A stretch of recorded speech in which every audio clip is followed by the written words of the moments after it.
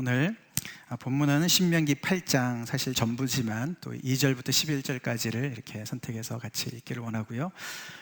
그 본문을 읽어보시면 아시지만 이제 거기에는 광야와 그 아름다운 땅이라고 표현되는 가나안 땅이 계속 교차해서 계속 나오고, 그 다음에 기억하라는 말과 잊지 말라는 명령이 같이 나옵니다. 그래서 이렇게 제목을 좀 길게 잡아봤습니다. 같이 먼저 본문을 읽겠습니다. 시작. 내 하나님 여호와께서 이 40년 동안에 내게 광야길을 걷게 하신 것을 기억하라.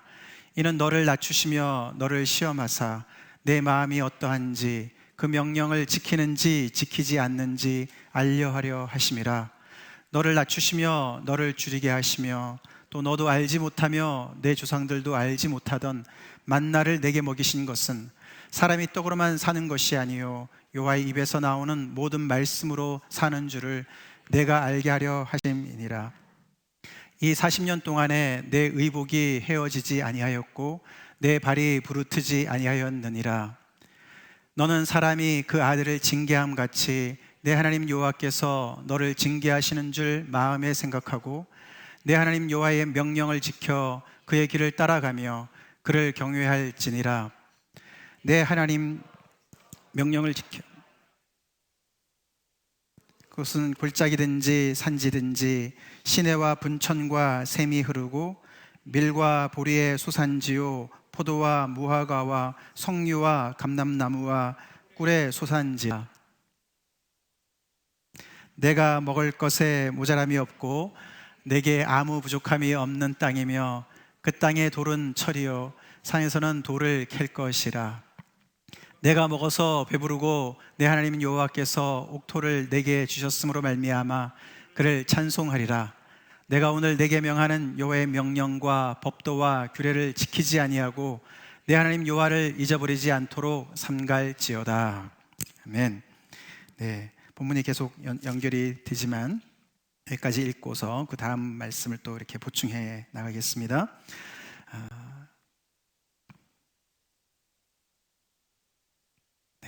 광야와 아름다운 땅, 어디를 더 선호하십니까? 선택권이 있다면 어디서 살고 싶습니까? 당연히 광야는 아니죠. 오늘 본문에도 나오지만 계속 우리가 봤지만 광야는 결핍의 땅입니다. 그래서 정말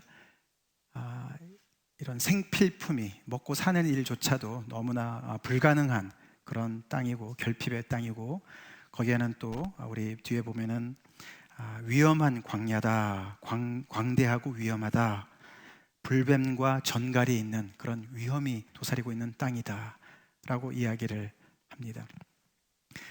그리고 오늘 본문에서도 하나님께서 거기는 징계의 목적으로, 징계라는 말이 굉장히 무겁게 들리지만 그거는 훈계라고도 볼 수가 있습니다. 아비가 부모가 자식을 훈계하듯이 그렇게 하나님께서 그렇게 훈계하는 그런 목적을 가지고 인도하셨다. 징계를 좋아하는 사람은 없습니다. 그래서 그렇지 않아도 환경이 척박한데 거기에서 또 하나님께서 이렇게 계속 우리를 테스팅하는 거, 그런 땅이라고 하니까 정말 좋지 않습니다. 그리고 무엇보다도 만나가 아니면은 살 수 없는, 감사하지만 정말 매일매일을 정말 믿음이 없이는 삶이 불가능한 그런 환경이 바로 광야였습니다. 그렇기 때문에 잠시면 몰라도 이 이스라엘 백성들처럼 40년을 거기서 이렇게 살았으니 얼마나 힘들었겠습니까? 여러분의 신앙의 여정 속에서도 광야를 지나오신 분이 계실 것이고, 아니면은 지금 그 광야에 계시는 분이 계실 거로 압니다. 정말 매일매일 하나님을 붙잡지 않고는, 하나님이 내려주시는 기적과 같은 그 은혜의 만나가 없이는 한순간도 버틸 수 없는, 사는 게 아니라 버틸 수 없는, 그렇게 정말 너무 힘든, 숨이 턱턱 막히는 그런 광야를 지금 살고 계시는 분도 계실지 모르겠습니다. 거기에 반해서 오늘 특별히 이 8장은 이 아름다운 땅을 너무 자세하게 설명을 합니다. 거기는 물이 없는 광야와 너무 대조되게 시내도 흐르고 개울도 흐르고, 분천은 펀드예요. 연못 같은 것이 있고, 샘이 솟아나고, 그리고 밀, 보리의 소산지고, 과일과, 여기 과일의 종류가 많이 나옵니다. 포도와 무화과와 석류와 감람나무, 감람 열매가 정말 이렇게 달리는 그런 곳이고, 또 꿀의 소산지다. 지금도 뭐 꿀이 귀하지만 그때도 귀했습니다. 이렇게 천연 자원이 풍부한, 그리고 부족함이 없이, 정말 부족함이 없는, 모자람이 없고 아무것도 부족함이 없는 그런 땅이고, 풍요의 땅이고, 거기다가 또 정말 이 철과 동을 캐는 그런 천연 자원이 정말 아주 풍부한 그런 복받은 땅이라고 이야기를 합니다.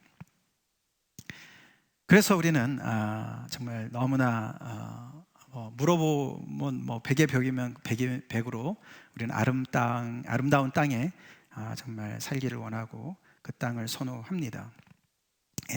당연히 성경에도 그렇게 얘기를 하죠. 그래서 이 광야는 지나가는 땅이었고, 그래서 그들이 잘 준비되어져서 하나님께서 이렇게 정말 풍성한 것들을 공급해 주시는, 정말 만나도 감사하고 또 반석에서 물을 내는 것도 감사하지만 그건 기적이잖아요, 그죠? 그런 기적을 매일매일 정말 생생하게 경험하는 것도 참 감사하고 스릴이 넘치지만, 그러나 또 이렇게 정말 여유가 있게 하나님께서 이렇게 정말 자연에서 많은 것들을 이렇게 먹을 수 있게, 쉴 수 있게, 그런 정말 그런 복을 주시는 그것을 우리도 원하지만 하나님도 너무 원하시는 거예요. 그걸 정말 그렇게, 그래서 그리로 그들을 잘 준비시켜서 그리로 인도하기를 너무 소원하시는 거죠. 근데 오늘 본문을 가만히 보면은 그렇게 완전히 기울게, 광야는 bad, 아름다운 땅은 good, 그렇게 이야기를 하지 않습니다. 맞죠? 하나님께서 시편에서 하나님 안에서는 흑암과 빛이 일반이다, 그런 것처럼 우리한테는 너무나도 이게 축복이 딱 구분이 되는 것 같은데, 낮과 밤으로 구분되는 것 같은데, 오늘 본문을 가만히 보면은 이 결핍의 땅 광야는 하나님께서 마침내 그들에게 복을 주려고 계속 준비시키는 그런 소망의 땅이라고도 얘기를 합니다. 그래서 완전히 부정적으로만 얘기를 하지 않습니다. 그리고 아까 말씀드린 대로 너네 조상도 몰랐던 그 만나를 하나님께서 매일매일 주시는 거예요. 반석에서 물을 내시는 그런 스릴 넘치는 그런 정말 힘들지만 그렇게 해서 계속 하나님을 생생하게 경험할 수 있는 그런 기회를 가지고 있는 그런 땅이다. 그래서 하나님을 삶 속에서 경험하는, 체험적으로 경험하는 그런 땅이고, 결국은 그래서 그것이 하나님께서 우리에게 복을 주시려고 우리를 인도하시는 그런 소망을 가지고 살아가는 땅이라고, 그렇게 긍정적인 부분을 또한 얘기를 합니다. 동시에 이 좋아만 보이는 이 아름다운 땅의 이야기를 하면서 결론이, 내가 거기서 사는데, 우리가 지난주도 계속 살펴봤지만 자칫 잘못하다가는 그 땅의 그 복에 취해서 여호와를 잊어버리고 우상을 섬기고 그러다 보면 너희가 반드시 멸망할 것이다 라고 하면서 이 축복의 땅의 그 땅을 이야기하시면서 또한 경고를 함께 섞어서 말씀을 하십니다. 자, 이렇게 볼 때 우리는 정말 무엇이 축복인가, 그런 생각을 하게 되지요. 지금 너무 힘들지만, 너무너무 정말, 그래서 하나님께서 매일매일 오늘도 안 내려주시면 살 수 없는 그런 정말 숨이 막히는 상황이 너무 싫지만, 오히려 그것이 더 복될 수가 있는 그런 것을 우리가 볼 수가 있어야 되고요.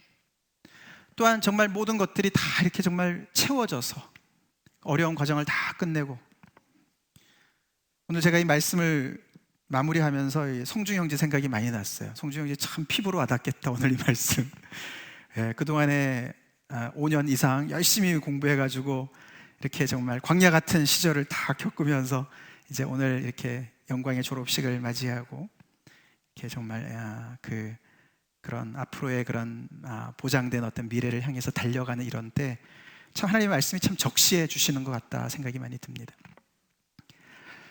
그래서 우리가 모든 것이 넉넉할 때, 오히려 그때가 정말로 깨어서 조심하기가 너무나 힘들지 않습니까?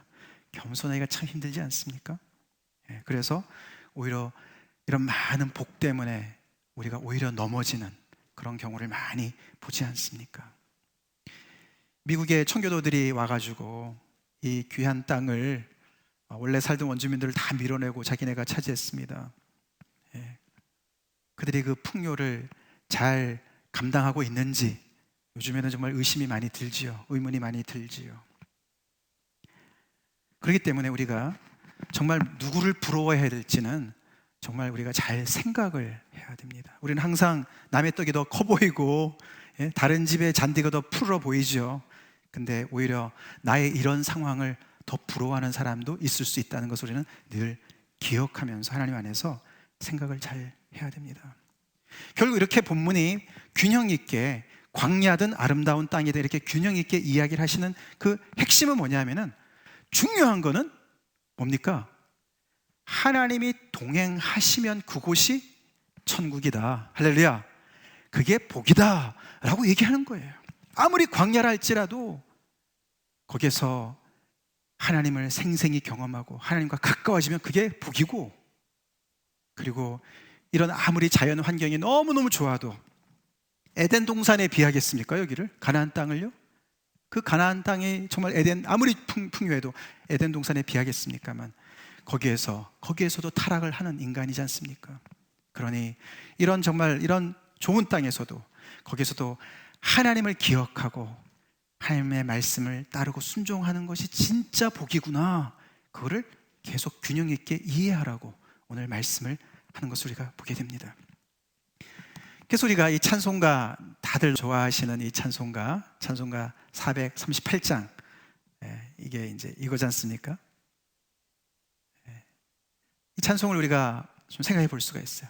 내 영혼이 은총 입어 중한 죄짐 벗고 보니 슬픔 많은 이 세상도 천국으로 화하도다. 어떻게 슬픔 많은 이 세상이 천국이 될 수 있을까요? 그게 불가능하죠. 어떻게 광야가 그 자리가 가나안 땅이 될 수가 있냔 말이죠. 근데 주님의 은혜를 체험한 사람들 이런 고백을 하지요? 아멘? 하지요. 슬픔 많은 이 세상도 천국으로 화한다. 이유가 중한 죄짐을 벗는 은혜를 경험해 보니 환경이 그렇게 중요하지 않구나. 할렐루야. 그 고백이죠. 특별히 3절이 그 후렴이 할렐루야 찬양하세 내 모든 죄 사함 받고 주 예수와 동행하니 그 어디나 하늘나라. 정말 우리가 신앙의 연륜이 깊어질수록 이런 고백을 하는 줄로 믿습니다. 여러분의 삶 가운데 그 어디나 주 예수만 모시면 하늘나라입니다. 할렐루야. 그리고 하나님께 나아가시는 여러분 되시길 간절히 기도합니다. 축원합니다. 이 찬송가 438장은 춘원 이광수가 번역한 거랍니다. 그분이 번역을 해서 너무나 번역을 잘해가지고 이렇게 많이 알려진 곡이라고 그러는데, 특별히 3절이 아주 거기에 백미인데요. 높은 산이 거친들이 초막이나 궁궐이나 내 주 예수 모신 곳이 그 어디나 하늘나라. 산 꼭대기에 살든 골짜기에 살든 그런 뜻이 원하는, 초막에 살든 궁궐에 살든 어떻게 그게 같을 수가 있습니까? 그런 것을 초월하는 무엇이 어떻게 있을 수가 있습니까? 우리는 너무나 환경에 지배를 받고 환경에 우리가 정말 이렇게 짓눌리거나 환경 때문에 교만해지거나 우리가 환경 때문에 열등감을 갖거나 그렇게 정말 우리가 되게 얼마나 쉬운데 어떻게 이런 고백을 할 수 있나? 이유는 하나죠. 주 예수 모신 곳이라고 하는 거예요. 할렐루야. 주 예수를 모신 곳이 하나님과 동행하기는 하면 그곳이 어디든지 천국이다, 하늘나라다. 그렇게 고백하는 우리 믿음의 선조들을 보면서 이 신명기 말씀을 또한 우리가 묵상합니다. 이 고백이 우리 각자의 고백이 되길 간절히 축원합니다. 오늘 8장 말씀은요, 자세히 보면은 청소년들을 가진 부모들의 심정과 같은 그런 심정으로 간절하게 권면하는 말씀입니다. 당연히 모세가 백성들에게 전하는 말씀인데 하나님의 말씀을 받아서 전하는 것이지 않습니까? 여기 오늘 이 징계한다 그 표현에서 앞에 부분에 그렇게 말씀이 나오지 않았습니까? 너는 사람이 그 아들을 징계함 같이 내 하나님 여호와께서 너를 징계하시는 줄 마음에 생각하고. 그래서 이 애굽에서 건져낼 때는 그들을 업어서 왔다 이런 표현이 나옵니다. 그래서 그들이 유아기라고 볼 수가 있고요. 지금 시간이 지금 40년 흘리지 않았습니까? 광야 시절을 겪은 사람들이잖아요. 거의 40년 됐는데 그때는 이제 청년기로 보는 거예요. 그래서 이스라엘 백성들이 이제는 청년기에 도달한 겁니다. 그래서 이제 청소년들이 참 어렵지 않습니까? 키우기가. 요즘 시대는 더 어렵습니다. 그래서 우리 특별히 청소년들을 위해서 기도 많이 합시다. 그 아이들이 하나님 말씀 안에서 잘 성장할 수 있도록 기도 많이 해주시기 바랍니다. 이 아이들이 어떻게 됩니까? 자아의식이 생기면서 이제 옳고 그름을 판단하면서 자아가 형성이 되면서 이 절대 권위, 그래서 아버지의 권위와 하나님의 권위에 계속 도전하는 그런 시기 아닙니까? 그런 걸 통해서 자기 정체감을 찾아가는 시기인데 이스라엘 백성들도 마찬가지죠. 그래서 그런 성장하는 자녀들을 둔 부모의 심정과 같이 말이죠. 우리 자녀들이 그렇지 않습니까? 조금만 부족하고 못하면은 막 그냥 디프레스 되고 말이죠. 디스커리지 되고. 조금만 잘하면 어떻게 됩니까? 막 세상에 자기가 최고인 줄로 막 착각해가지고 막 그냥 이 교만과 열등을 왔다 갔다 하는 그게 아이들의 그 모습 아닙니까? 그죠? 그렇기 때문에 하나님께서는 그들을 연단시키시면서도 그들이 낙심하지 않기를 너무나 바라시고 내가 다 너네를 위해서 하는 거야. 그 말씀이 깔려 있는 거예요. 그 마음이 깔려 있어요. 그리고 그들이 정말 하나님께서 주시고자 하시는 그 복을 딱 받아 누렸을 때 이 아이들이 혹시라도 잘못돼가지고 교만해져서 이 복을 감당하지 못하는 그런 사람이 되면 어떻게 할까? 그래서 주면서도 너무 조마조마한 그런 부모의 심정인 거예요. 이 청소년의 부모의 심정인 거예요. 조금 자유를 주고 싶어도 이 아이들이 이 자유를 어떻게 쓸까? 어떻게 정말 충분히 책임감을 가지고 수 있을까? 이런 두려움들이 있지 않습니까? 아이들을 키우면서 그런 심정으로 모세도 이 백성들을 향해서 하나님의 마음을 품고서 그렇게 전달하고 있습니다. 그리고 이 8장도 지난주 7장과 같이 동심원 구조를 이루고 있습니다. 좀 더 복잡한 구조라서 제가 자세하게는 말씀을 안 드리고 오늘은 이 두세 가지 이 명령어로 중심으로 찾아보긴 합니다. 그래서 간절한 권면이 처음에는 기억하라고 얘기를 합니다. 기억하라. 성경에서는 이 기억이 굉장히 중요한 역할을 합니다. 기억. 잊어버리는 것과 기억하는 것. 이 두 개를 굉장히 중요시 여기는. 그래서 한쪽은 기억하라는 것이고 그리고 그 다음에는 그 반대에 잊지 말라. 잊지 말아라. 그렇게 그 두 가지 명령어로 그 간절한 심정을 드러내고 있습니다. 무엇을 기억하라고 하냐면 첫 번째는 가장 중요한 것은 만나의 교훈이죠. 예수님께서도 광야 시험 받으실 때 이 구절을 인용하지 않으셨습니까? 8장 3절 말씀이죠. 사람이 떡으로만 사는 것이 아니요 여호와의 입에서 나오는 모든 말씀으로 사는 줄을 내가 알게 하려 하심이라. 이스라엘 백성들은 40년 동안 광야에서 매일매일 새벽에 새롭게 내리시는 그 만나를 하나님의 규정대로 말씀대로 그것을 먹는 훈련을 통해서 하나님이 그냥 광야에서도 먹을 걸 주시네. 그것만이 아니라 그 만나를 주실 수 있는 하나님께서 이렇게 책임지신 하나님께서 약속하신 그 약속, 언약, 그 모든 명령과 규례, 하나님의 입으로 나오는 모든 말씀이 결국은 실체구나. 그것이 우리의 삶을 가능케 하는구나. 우리가 살 수 있는 것은 그냥 어떤 양식으로 우리가 사는 존재가 아니구나. 우리는 정말로 우리가 사는 것은, 우리가 미래가 있는 것은, 우리의 이 정말 현실이 있는 것은 하나님께서 이렇게 매일매일 새롭게 창조해 가시면서 책임지시며 우리를 이끌어 가시는 그 말씀 속에 있는 거구나. 마치 하나님의 입으로 생기가 나와서 사람인 아담이 생명이 된 것처럼 하나님의 입으로서 나오는 이 말씀이 결국 우리를 만들어 가는구나. 그걸 배우는 것이죠. 그것이 만나의 교훈입니다. 그것을 기억해야 된다고 얘기하는 것이죠. 그래서 이 약속의 땅에 들어가서 만나는 끊쳐지겠지만 너네가 매일매일 마음 졸이지 않고 하나님 앞에 정말 간절히 매달리지 않아도 감람나무 열매가 맺힐 것이고 석류도 딸 것이고 이 많은 풍성한 것들을 너희가 먹을 것이야. 근데 그 모든 것들이 이거 그냥 자연스럽게 생긴 거다라고 생각하지 말고 만나의 연장선으로 생각해야 돼, 기억해야 돼 라고 말씀하시는 것이죠. 그 다음에 오늘 이 11절까지 읽었지만 그 뒤에 부분에, 후렴 부분에 이 출애굽에서 내가 너를 인도해냈다. 그리고 광야에서 그 불뱀과 정갈이 있는 곳에 내가 너를 인도했다. 그리고 거기에서 내가 만나와 마실 물을 공급했다. 그걸 기억해라. 그리고 이 모든 과정이 너에게 복을 주려고 그런 거야 라고 광야의 목적을 기억하라고 하나님께서 간절히 당부하십니다. 이 동심원 구조에서 핵심에 들어있는 것이 잊지 말라라는 것입니다. 잊지 말라. 잊지 말라. 무엇을 잊지 말아야 되느냐? 이 잊지 말라는 것은 앞에 이런 모든 것들을 기억해야 되는 것들을 잊지 말라는 것인데, 결국 그것은 어떤 머리의 문제가 아니라 마음의 문제를 얘기합니다. 여호와를 잊었다는 말은요, 이렇게 나타나요. 여호와의 명령과 법도와 규례를 불순종하는 거예요. 그거는 그냥 힘들어서 불순종하는 게 아니라 무시하는 거예요. 너가 나를 잊었다, 그런 말 있잖아요. 그 말은 그냥 그 존재 자체를 의식 속에서 지워버리는 거예요. 이들이 그 땅에 가서 너무너무 조심해야 되는데, 잊지 말아야 되는데, 그 하나님을 잊게 되면은 결국 그 현상이 나타나는데, 그들의 의식 속에서, 마음의 중심 속에서 하나님을 점점 지워버리면, 희미하게 되면 될수록 나타나는 현상이 뭐냐면, 첫 번째, 여호와의 말씀을 경시하게는 거예요. 하나님의 말씀을 무시하는 거예요. 듣지 않는 거예요. 자기 원하는 대로 행하는 거예요. 근데 그것은 파급 효과를 불러오는데, 어떻게 되냐면 마음에 교만해져서 자기 예찬을 합니다. 교만해서 어떻게 얘기하냐면요, 내가 내 능력과 내 손의 힘으로 내가 이 재물을 얻었다라고 너네가 말할 거야.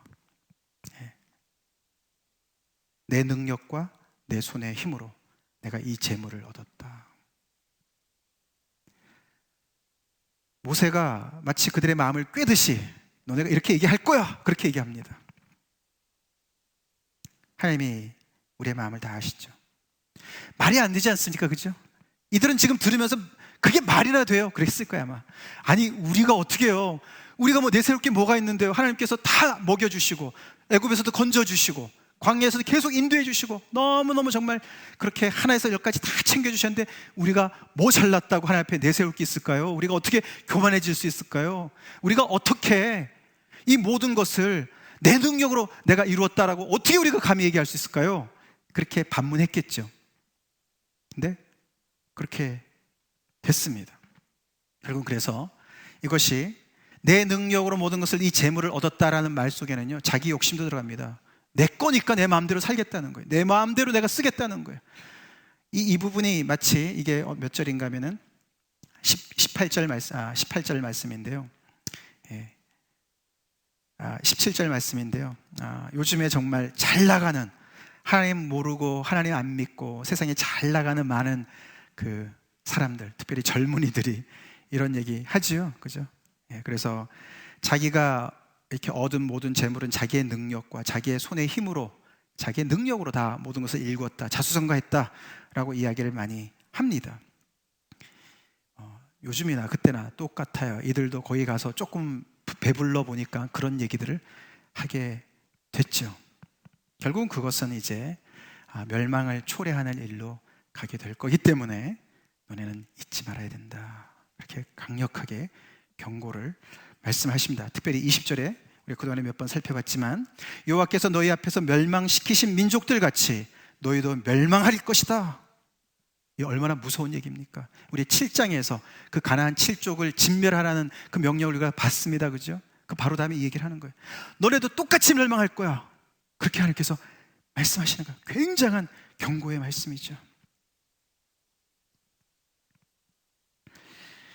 그러면서 그 잊지 말라는 말과 하나 끼워가지고 같이 이야기하는 명령이 하나 나오는데, 그게 바로 찬송하라는 단어입니다. 10절에 찬송하라. 내가 먹어서 배부르고 내 하나님 여호와께서 옥토를 내게 주셨으므로 말미암아 그를 찬송하리라. 그래서 우리 번역에는 이게 마치 이제 너네가 찬송하게 될 것이다, 미래형으로 쓴 것 같지만, 이것은 명령문으로 번역을 해야 더 맞습니다. 너는 그를 찬송하라. You shall praise. 찬송하라는 명령으로. 찬송은 하나님을 예배하는 겁니다. 예배 안에 기억이 들어가 있고요, 아멘? 예, 예배 안에 잊지 않는, 하나님께 감사를 돌리는, 하나님께 영광을 돌리는, 이 모든 것들이 내 능력과 내 힘이 아니고요, 하나님이 하셨습니다.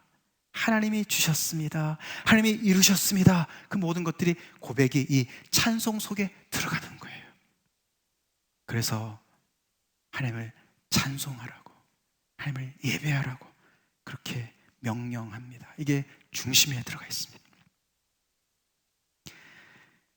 이 본문이 이게 praise라고 이제 번역하기보다는 blessing이라고 번역을 해야 맞다고 그럽니다. blessing이 송축하라는 말이에요. 송축하라, 하나님을 송축하라, 여호와를 송축하라, 그런 말 있잖아요. 그래서 같이 읽어보겠습니다. 시작. 하나님의 블레싱을 경험했다면 하나님을 송축하는 것이 마땅하다. 하나님의 블레싱, 하나님이 우리를 블레싱한 것을 우리가 정말 경험했다면 우리도 하나님을 블레싱, 송축해야 되는 것이 맞다는 것이에요. 그래서 우리의 삶의 지금 그 진도가 어디에 있든지 간에 우리는 기억하며 잊지 말며 하나님을 찬양해야 됩니다. 광야에 있으면 우리는 더욱더 하나님의 그 생생한 기억을 우리가 더듬으면서 하나님이 오늘도 책임져 주시고 우리에게 정말 근근히 살아가지만 그래도 우리에게 사방으로 우겨싸임을 쌓여도 쌓이지 않도록 매일매일 만나와 같이 많이는 안 주시고 그냥 먹을 만치 주시는 그 하나님의 은혜에 우리가 감사하고 우리를 복 주시기 위해서 그러신다고 약속하셨으니까, 아멘? 소망을 품고 거기서 견디시면서 찬송하시고 그것을 뚫고 나와서 뭔가를 성취하시고 뭔가 여유 있는 넓은 땅에 하나님께서 세워주셨다면 거기서 교만해지지 않고 내 능력으로 내 손의 힘으로 이것을 이루었다 이렇게까지 가지 말고 그 전에 하나님의 명령과 규례와 법도를 잘 기억하고 순종하고 그 하나님을 우리의 의식 속에서 가장 앞자리에 세우고 중심의 자리에 세우고 그 하나님을 잊지 아니하고 그 하나님께 찬양과 감사와 영광을 돌리는 그런 여러분이 되시길 간절히 축원합니다. 오늘 말씀은 제가 조금 특이하게 좀 결론을 내리고 싶은데요, 이렇게 끼워 맞추는 시험으로 제가 이 세 단어를 제가 이렇게 나눴습니다. 그래서 제가 보여드리는 것을 읽으시면서 거기에 딱 끼워 맞추시기 바랍니다. 자, 1번 애굽 제국의 바로, 불뱀과 전갈, 안옥 자손보다 더 무서운 적이 바로 망각과 교만이다. 이렇게 한 번도 생각을 안 했어요. 이 백성들은요, 애굽 시절 때 바로가 얼마나 무서웠는지 몰라요. 거기서 빠져나와 봤더니 또 이 광야가 왜 이렇게 무섭습니까? 환경이 얼마나 무섭습니까? 불뱀과 정갈로 표현이 되는 그 광야의 위험, 그 모든 것들이 우리를 정말 집어 삼킬 것 같은 위험, 와, 정말 죽을 지경인 거죠. 근데 거기를 벗어나서 이제 약속의 땅을 바라보면서 거기에 한번 정탐을 하러 갔더니 웬걸요, 거기에 안악 자손이 거인들이 버티고 있는 거 아닙니까? 거기에 비해서 우리는 메뚜기 같이 보이는 그런 그 원수들이 질비한 그곳에, 와, 그게 다 적인 줄 알았는데 진짜 무서운 적이 오늘 나오는 거예요. 오늘 뭡니까? 하나님도 어찌할 수 없는 그들 마음속에 있는 망각의 병과 교만의 병인 것이에요. 그래서 거기에 바로 망각과 교만이 가장 무서운 적인 것을 우리는 알아야 됩니다. 그 적이 내 안에 있어요. 깨어 있읍시다. 네, 내 자신 너무 믿지 마세요. 믿지 마세요. 봐라, 하나님께서 나를 축복해 주신 거 아니냐, 이게 다 하나님이 나를 인정해서 이런 거 아니냐, 내가 목회도 잘하고 뭐 이런 거 있잖아요, 내가 공부도 잘해가지고 박사도 되고 내가 하나님 다 섬겼기 때문에 이런 거 아니야, 이런 착각 우리 같이 합시다. 하나님이요, 거두시면 당장 걷어가세요. 거두시기로 작정하시면 당장 걷어가세요. 여기 그런 거 경험 많이 해보셨죠? 재물을 아무리 모아도, 명예를 아무리 쌓아도 교만하면 하나님께서 부시면 다 끝장이죠. 자, 두 번째, 이거는 예레미야서 29장 11절인데요 오늘 말씀을 보니까 광야를 지나오게 하신 하나님의 그 본심을 우리가 읽게 되는데요, 제가 읽을 테니까 그 중간에 크게 읽어주세요. 여호와의 말씀이니라, 너희를 향한 나의 생각을 내가 아나니 평안이요 재앙이 아니니라, 너에게 미래와 희망을 주는 것이니라. 할렐루야, 아멘이십니까? 하나님에 대한 오해 갖고 계시는 분 계세요? 하나님 어떻게 나를 이렇게 하드타임을 주시냐, 정말 끝도 없네, 이 광야 생활 너무 끝도 없다,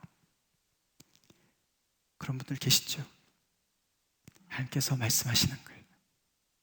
나의 생각은 재앙이 아니야, 평안이야, 축복이야. 할렐루야. 그거 우리 다시 한번 믿읍시다. 그리고 오늘 힘을 다시 얻어야 됩니다. 마지막으로, 광야도 아름다운 땅도 아닌 하나님과의 동행이 우리 삶을 결정합니다. 네. 아멘이십니까? 네. 이 굉장한 거에 아멘 하신 거예요. 사실 우리는 조금만 광야 같은 분위기만 잡혀도 하나님의 동행을 의심하고 하나님의 사랑을 의심하고 하나님의 동기를 의심하게 되어 있습니다.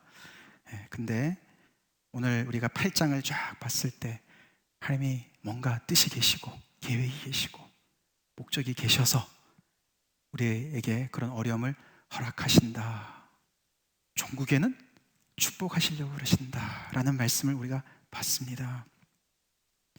그러니 우리가 광야를 지날 때도 아니면 아름 땅에 가 있어도 우리의 초점은 항상 하나님과의 동행에게 있어야 되겠습니다.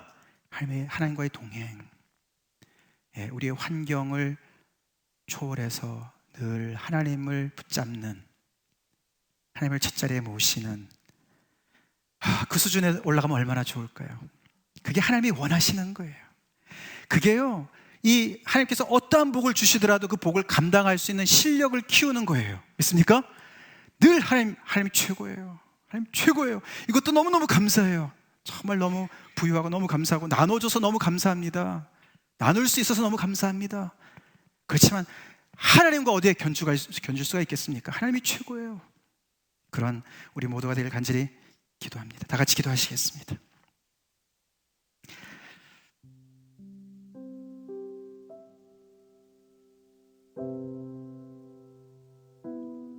여러분은 하나님으로부터 은총을 입으셔서 중한 죄짐을 벗으셨습니까? 그렇다면 우리는 아무리 이 세상이 슬퍼도, 슬픔으로 가득 찼어도 천국이 된다고, 그렇게 우리가 고백할 수가 있습니다. 하나님이 동행하시니, 주님이 저와 함께 동행하시니 힘드네요. 그렇지만 하나님을 찬양합니다. 하나님의 선하심을 믿고 찬양합니다. 기억하겠습니다. 애써서 기억하겠습니다. 깨어서 잊지 않겠습니다. 그 모든 것을 같이 하나님을 날마다 찬송하겠습니다. 찬송하겠습니다. 하나님을 블레스합니다. 하나님을 송축합니다. 그렇게 하나님 앞에 다 같이 기도하시겠습니다.